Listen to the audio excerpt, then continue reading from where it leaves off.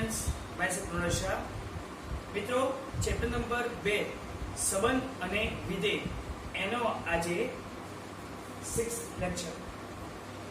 અત્યાર સુધી આપણે કાર્ટેશિયન ગુણાકાર અને સંબંધનો અભ્યાસ કર્યો.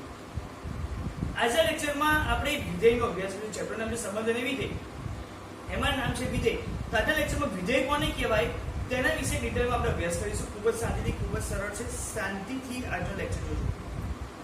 સૌથી પહેલા આપણે અભ્યાસ કર્યો તો કાર્ટેશિયન ગુણાકાર. કાર્ટેશિયન ગુણાકારમાં તમારી પાસે શું હોય કે કોઈ એક ગણ a હોય અને કોઈ ગણ b હોય. ધારો કે a એટલે ગણ છે 1 2, b એટલે ગણ છે 3 4. તો આ બંનેનો કાર્ટેશિયન ગુણાકાર કરો એટલે a ક્રોસ b આવે, જે શું આવે 1 3 1 4 2 3 2 4. આ શું આવ્યું? આ આવ્યું છે અને કહેવાય કાર્ટેશિયન ગુણાકાર. કાર્ટેશિયન ગુણાકાર પછી આપણે શીખ્યા સંબંધ. સંબંધ કોને કહેવાય? તો a ક્રોસ b ના દરેક ઉપગણને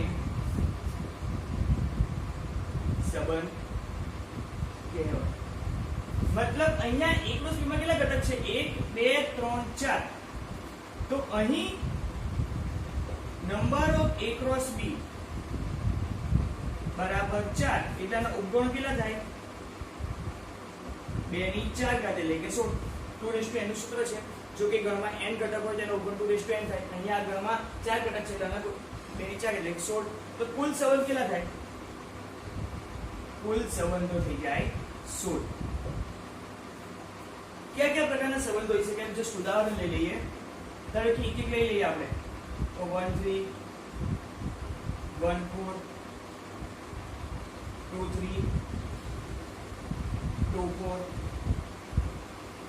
આ ચાર થયા. પાંચમા નંબરે 1 3 1 4 1 3 2 3. આ રીતના હોય છે કે બબ્બેની જોડ લો, એવા અમુક મળે. ધારો કે 3 ની જોડ લો તો 1 3 1 3 1 4 2 3 બરાબર. 4 ની જોડ લો તો 1 3 1 4 2 3 2 4. હવે ટેન્ટની અમુક બીજી જોડો બનશે, બબ્બેની અમુક જોડો બનશે. છેલ્લે આ ગણ પોતે આવ્યો એક ખાલી ગણ. આવા 16 પ્રકારના કુલ સંબંધો આપણને મળે. હવે વાત છે વિધેય. તો આ જે સંબંધમાંથી જે છે ને અમુક સંબંધ વિધેય તરીકે પ્રસ્થાપિત થાય. દરેક સંબંધ વિધેય તરીકે પ્રસ્થાપિત થતા નથી. આ જે 16 બનશે, અહીંયા તો આપણે 9 નું લિસ્ટ બનાવ્યું છે, પણ એવા કુલ 16 સંબંધ બનશે. તો એ 16 સંબંધમાંથી જ અમુક સંબંધ એ વિધેય તરીકે પ્રસ્થાપિત થાય. દરેક સંબંધ વિધેય તરીકે પ્રસ્થાપિત થતા નથી. તો વિધેય એ શું છે? વિધેય એ એક પ્રકારનો સંબંધ છે. દરેક વિધેય એ એક સંબંધ છે, પણ દરેક સંબંધ એ વિધેય થતા નથી. અહીંયા હું વિધેયની વ્યાખ્યા જો હું લઉં તો વિધેયની વ્યાખ્યા શું કહે છે કે અરિક્ત ગણ a અને b માટે સંબંધ f દ્વારા ગણ a ના પ્રત્યેક ઘટકને અનુરૂપ ગણ b માં અનન્ય પ્રતિબિંબ મળે તો આ સંબંધ એ વિધેય છે. ધ્યાન રાખજો, એક સંબંધ જ વિધેય બને. એક સંબંધ જ વિધેય બને છે. ફરી એક વાર રિપીટ કરું છું. અરિક્ત ગણ a અને b માટે બધા અટકે છે. કોઈ બે ગણ હોય છે a અને b. ધારો કે અહીંયા ગણ છે a અને b, જ્યારે ઉદાહરણ તરીકે બરાબર 1 2 b બરાબર 3 4. એને દ્વારા સંબંધ f દ્વારા ગણ એના પ્રત્યેક ઘટકને ગણ b માં અનન્ય પ્રતિબિંબ મળે. સંબંધ હંમેશા f દ્વારા દર્શાવવામાં આવે છે. સંબંધ એટલે કારણ શું f? કારણ કે વિધેયને હંમેશા f દ્વારા દર્શાવવામાં આવે છે. વિધેયને f વડે કેમ દર્શાવવામાં આવે?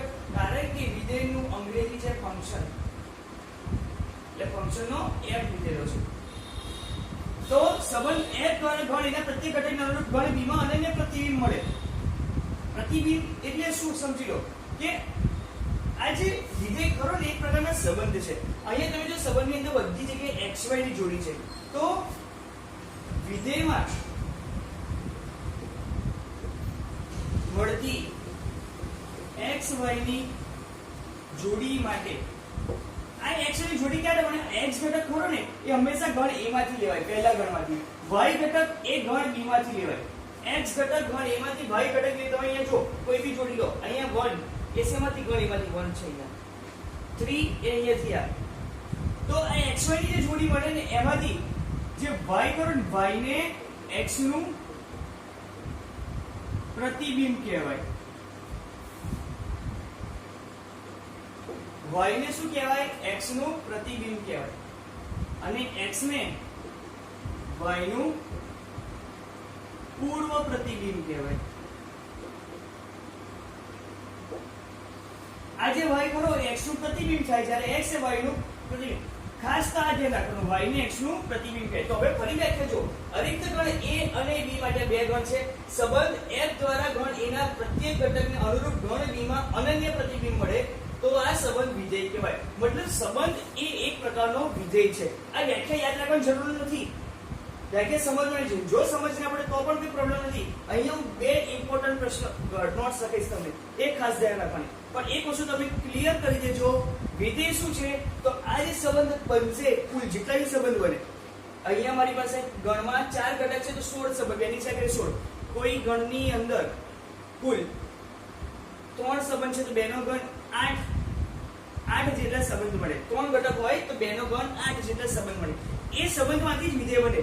તો એક વસ્તુ તો ક્લિયર થઈ ગઈ. અહીંયા હું ખાસ લખું છું, સંબંધ માંથી જ વિધેય બને. એટલે હું લખી શકું, દરેક વિધેય એ એક પ્રકારનો સંબંધ છે. વિધેય શું છે? એક પ્રકારનો સંબંધ, પણ દરેક સંબંધ એ વિધેય બને તે જરૂરી નથી. દરેક વિધેય એ એક પ્રકારનો સંબંધ એટલે સંબંધમાંથી વિધેય બને, પરંતુ દરેક સંબંધ વિધેય બનશે એવું જરૂરી નથી. અમુક સંબંધ વિધેય બનશે પણ ખરા, અમુક સંબંધ વિધેય ના પણ બને. તો કન્ડિશન શું છે? સંબંધમાંથી વિધેય બને તે માટેની શરત શું? આ ખાસ તમારે નોંધવાનું છે. તમને કોઈ સંબંધ આપ્યો હોય અને એ સંબંધ વિધેય બને તેના માટેની મુખ્ય શરત શું? તો પહેલી શરત, જો વિધેય a થી b તરફ હોય, મતલબ જો કોઈ વિધેય a થી b તરફ હોય, a થી b તરફનો મતલબ શું? અહીંયાથી તમારે x ઘટક લેવાનો છે, અહીંયાથી y ઘટક. એટલે એને શું દર્શાવાય? f from a to b. એટલે જો કોઈ સંબંધ a થી b તરફનો હોય તો ગણ a ના પ્રત્યેક ઘટકનો વિધેયમાં સમાવેશ થવો જોઈએ. મતલબ અહીંયાથી જે x ઘટક લે છે તો ગણ એના દરેક ઘટકનો વિધેયમાં સમાવેશ થવો જોઈએ. બીજી કન્ડિશન શું? x ઘટક પુનરાવર્તિત થવો જોઈએ નહીં. આ કન્ડિશન, આવા પ્રકારની કન્ડિશન તમારી ટેક્સ્ટબુકમાં નથી આપી. એના ટેક્સ્ટબુકમાં કેવું કહ્યું છે કે કોઈ ગણ એના પ્રત્યેક ઘટકને બે પ્રતિબિંબ મળવા જોઈએ નહીં, પણ હું એને બીજી ભાષામાં લખું છું કે જે આપણને સમજ પડે. વસ્તુ એક જ છે. આ બે કન્ડિશન એવી યાદ રાખો કે આપણો વિધેય a થી b તરફનો છે તો એના દરેકે દરેક ઘટકનો સમાવેશ થવો જોઈએ. એના દરેક ઘટક ક્યાં આવશે? x માં. તે દરેકે દરેક ઘટકનો સમાવેશ થવો જોઈએ, પહેલી કન્ડિશન. બીજી કન્ડિશન એવી શું છે કે બીજી કન્ડિશન એ છે કે x ઘટક પુનરાવર્તિત થવો જોઈએ. મતલબ અહીંયાથી જે ઘટક લો એ ફરી x ના સ્થાન પર પુનરાવર્તિત થવો જોઈએ નહીં. જેમ કે હું કહું કે આ એક સંબંધ છે 1 3. શું આ વિધેય છે? તો પહેલી કન્ડિશન શું છે કે વિધેય જો a થી b તરફ હોય એટલે f from a to b હોય તો ગણ એના દરેક ઘટકનો પ્રત્યેક ઘટકનો વિધેયમાં સમાવેશ થવો જોઈએ. જો અહીંયા 1 અને 2 છે તો 1 છે, 1 ની જોડે 3 છે, પણ અહીંયા 2 છે, 2 સાથેનો કોઈ સંબંધ છે તો આ સંબંધ વિધેય કહેવાય. એકદમ 1 4 એ પણ વિધેય ના કહેવાય, 2 3 પણ વિધેય ના, કારણ કે 2 છે 1 નથી. 2 4 પણ ના કહેવાય. ચલો 1 3 1 4 આ પણ ના કહેવાય, કારણ એક જ ઘટક છે 1. બીજી વસ્તુ એ છે કે 1 બે વખત પુનરાવર્તિત થયો છે. એક જ અહીંયા એવું કહું છે કે એક ઘટક પુનરાવર્તિત થયો છે, એટલે એક વખત 1 આવે તો ફરી 1 આવવો જોઈએ નહીં, એટલે આ પણ કહેવાય. ચલો આ વાત આવી 1 3 અને 2 3. તો ચલો અહીંયા મારી પાસે ગણ એવા કેટલા ઘટક છે? 2 1 અને 2. તો શું 1 અને 2 છે? તો હા છે. તો બીજું છે શું કોઈ x ઘટક પુનરાવર્તિત થાય છે? અહીંયા જો x ઘટક પુનરાવર્તિત થાય છે 1 અને 2 ના પુનરાવર્તિત થતો નથી, તો આ સંબંધ એક વિધેય કહેવાય.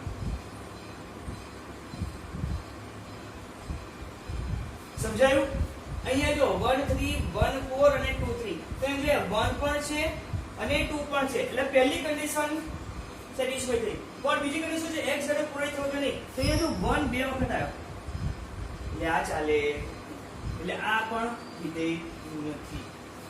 એવી રીતના 1 3 1 4 2 3 2 4, અહીંયા જો 1 બે વખત આવ્યો, 2 બે વખત આવ્યો એટલે આ પણ વિધેય નથી. ખાલી પણ એ પણ એક વિધેય થાય નહીં, કારણ કે આ 1 2 બે નથી આવતા. તો અહીંયા હાલમાં કેસમાં તો એક જ આવ્યો. કોઈ બીજું ઉદાહરણ આપું તમને. 1 3 2 4, શું આ વિધેય છે? તો હા આ વિધેય કહેવાય, કારણ કે 1 2 બે આવી ગયા અને એક પણ ઘટક પૂર્ણ થયો નથી, એટલે આ વિધેય કહેવાય. ધારો કે હું આ પ્રકારે લખું છું 1 4 2 4, તો 1 ને 2 બે આયા, કોઈ પૂરા થયો નથી. કોઈ ઘણી રીતે છે એ તો 4 જ છે, 3 આવ્યો નથી, એનો વાંધો નહીં. y ઘટક સાથે લેવા દેવા નથી, આપણે લેવા દેવા છે x ઘટક. x ઘટક જે છે પુનરાવર્તિત ના થવો જોઈએ, અને જે આપેલો ગણખરો એમાંથી દરેક x ઘટક આવવો જોઈએ, એટલે આ પણ વિધેય કહેવાય.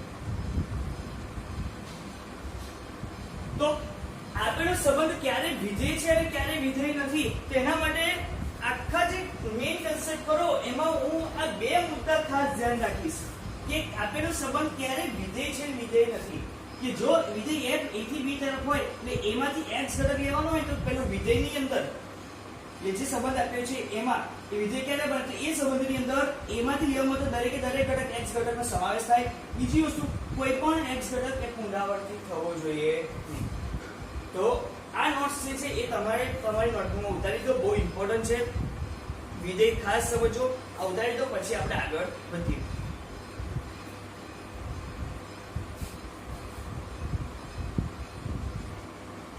હવે આપણે સ્વાધ્યાય 2.3 ની શરૂઆત કરીશું.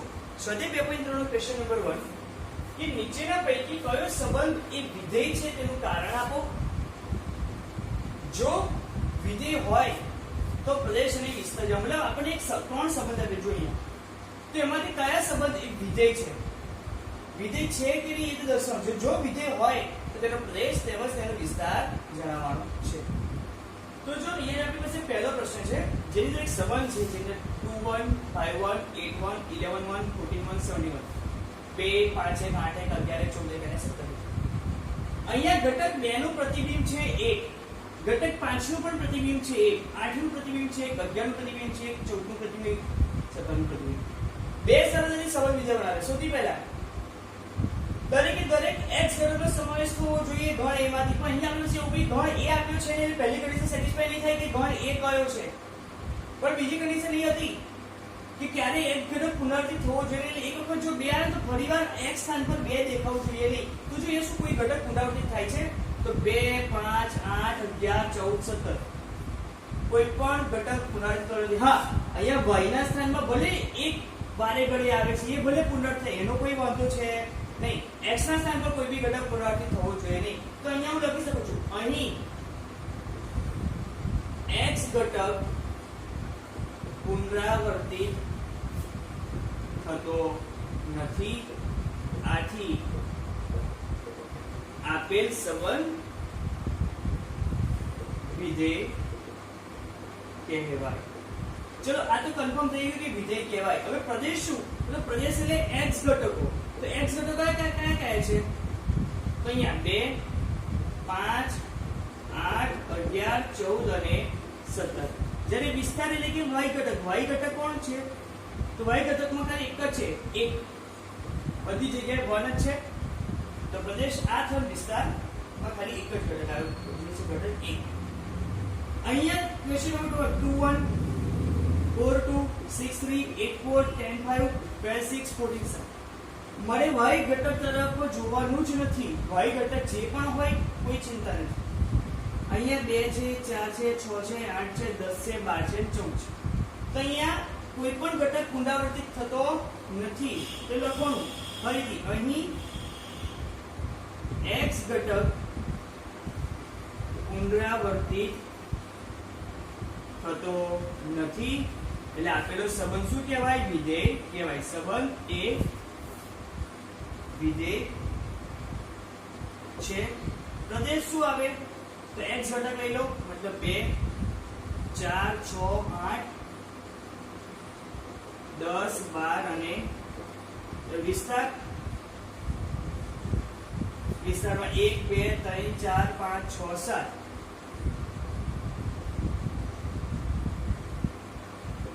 ક્લિયર છે? નેક્સ્ટ અહીંયા 1 3 1 5 2 5. અહીંયા જો 1 અહીંયા આવે છે ને, જો 1 રિપીટ થઈ ગયો, x ના સ્થાન પર ઘટક 1 છે જે પુનરાવર્તિત થાય છે, તો અહીં x સ્થાન પર ઘટક કયો? તો કે ભઈ 1 પુનરાવર્તિત થાય છે. આ ઘટક 1 નું અહીંયા પ્રતિબિંબ મળે છે 3 અને ઘટક 1 નું પ્રતિબિંબ મળે છે 5. એટલે ઘટક 1 ના કુલ 2 પ્રતિબિંબ મળે છે. તો લખો અહીંયા ઘટક 1 ના 2 પ્રતિબિંબ મળે છે. કયા કયા? તો 3 અને 5. આથી આ સંબંધ વિધેય ના કહેવાય. આપેલ સંબંધ એ વિધેય નથી. ક્લિયર? તો હવે તમને આઈડિયા આવી ગયો હશે કે કયો સંબંધ એ વિધેય છે અને કયો સંબંધ એ વિધેય નહીં. બે કન્ડિશન છે, એની ઉપર જ વર્ક કરવાનું છે. તો આ ક્વેશ્ચન નંબર 1 તમે ઉતારી દો, પછી આપણે નેક્સ્ટ એક્ઝામ્પલ તરફ આગળ વધીએ.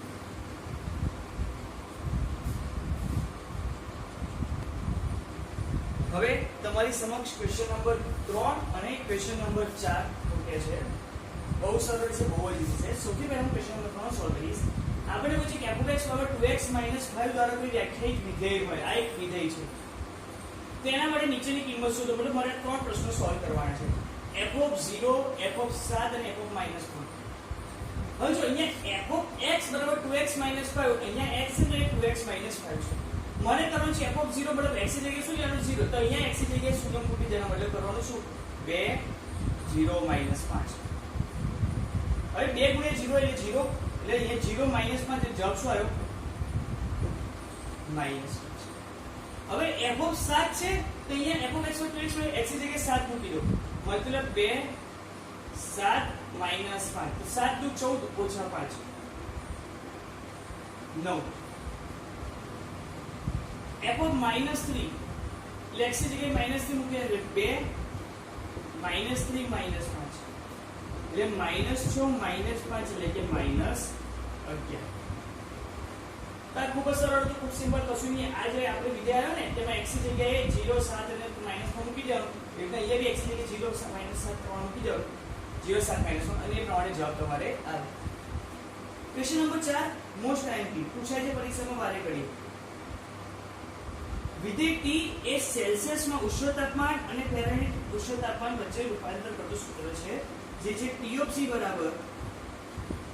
9c/5 + 32 હોય. તો અહીંયા જે સૂત્ર કરો ને એમાં આ જે ખરું T એ ફેરનહીટમાં તાપમાન છે, જ્યારે C એ સેલ્સિયસમાં તાપમાન છે.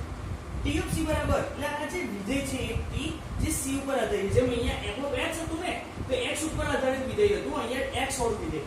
તો અહીંયા T(c) એટલે અહીંયા C દેખાય છે, 9c/5 + 32. બહુ વિચારવાનું છે નહીં, આપણે ખાલી સૂત્ર ધ્યાન રાખવાનું છે. T(c) = 9c/5 + 32. તો પહેલું શું જોયું? T(0), તો c ની જગ્યાએ શું મૂકી દેવાનું? 0. તો અહીંયા પણ c ની જગ્યાએ 0 મૂકી દો, એટલે 9 0 0 ભાગ્યા 5 વત્તા 9 ગુણ્યા 0 0 ભાગ્યા 5 એટલે પણ 0 એટલે ખાલી આવ્યો જવાબ 32. ટી ઓફ 28 એટલે કરવાનું શું 9 ગુણ્યા 28 ભાગ્યા 5 વત્તા 32. હવે આપણે કેલ્ક્યુલેટરમાંની ગણતરી કરવી પડશે કે સૌથી પહેલા 9 ગુણ્યા 28 કેટલું થાય છે? તો 9 ગુણ્યા 28 252 ભાગ્યા 5 વત્તા 32. હવે 5 સામે જાય તો 32 ગુણ્યા 5 એટલે કે 160 એટલે શું થાય 252 વત્તા 160 ભાગ્યા 5. 160 વત્તા 252 412 412 ભાગ્યા 5. 412 ભાગ્યા 5 કરી દઈએ તો 82.4. તો અહીંયા શું જવાબ આવ્યો આપણી પાસે 82.4. આ છે જવાબ. Okay, T of 28. એ રીતે ટી ઓફ -10 પ્લસ 10 ની જગ્યાએ -10 મૂકી દો. -10 ભાગ્યા 5 વત્તા 32. તો 5 દુ 10 એટલે 9 ગુણ્યા 2 -18 એટલે -18 વત્તા 32. એટલે 32 માંથી 18 જાય. 32 માંથી 18 જાય તો રહે કેટલા? તો કેટલી રહે 14. તો 32 માઈનસ એટલે 14. હવે ચોથો ક્વેશ્ચન થોડો ટ્રિકી છે. જે શું કહે છે કે જો ટી ઓફ સી ની કિંમત 212 હોય તો સી શોધો. હવે એ સૂત્ર આપ્યું છે ને, શું આપ્યું છે? T of she is equal to 9c ભાગ્યા 5 વત્તા 32. તો મને ટી ઓફ સી ની કિંમત આવી જે શું છે 212 અને શોધવાનો છે સી. તો અહીંયા લખું છું 212 બરાબર 9c ભાગ્યા 5 વત્તા 32. હવે 32 પેલી બાજુ જાય તો જવાબ શું આવે? 1 સેકન્ડ. 32 આ બાજુ જાય એટલે પહેલા તો અહીંયા લખું છું 212 ઓછા 32 બરાબર 9c ભાગ્યા 5. તો 212 180. હવે 5 આમ જાય 9 આમ જાય તો 180 બરાબર 180 ગુણ્યા 5 ભાગ્યા 9 બરાબર c. આ 20 અને 20 50 100 તો c ની કિંમત મને મળી 100. તો આ રીતના ક્વેશ્ચન નંબર 3 અને ક્વેશ્ચન નંબર 4 સોલ્વ થાય છે. એ પણ ખૂબ ઈઝી છે. ક્વેશ્ચન નંબર 4 મોસ્ટ ટાઈમ આજનો લેક્ચર એવું હોય તો ફરી એકવાર જોજો. તમારી સામે આ નવો કન્સેપ્ટ છે વિધેય અને ચેપ્ટર ખૂબ જ બેઝિક છે. તમને જો સંબંધ અને વિધેય આવડશે તો આગળ જતા ઘણા પ્રકરણમાં આ કન્સેપ્ટનો યુઝ થાય છે. ઓકે, સૌથી પહેલા કાર્ટેશિયન ગુણાકાર શીખો, પછી સંબંધ શીખો અને સંબંધ શીખ્યા બાદ આજના લેક્ચરમાં ચલાવેલું વિધેય તમે શીખી લો અને આજના 3 ક્વેશ્ચન સોલ્વ કરો. આજના લેક્ચરમાં નેક્સ્ટ લેક્ચરમાં નવા કન્સેપ્ટ સાથે આગળ વધીશું.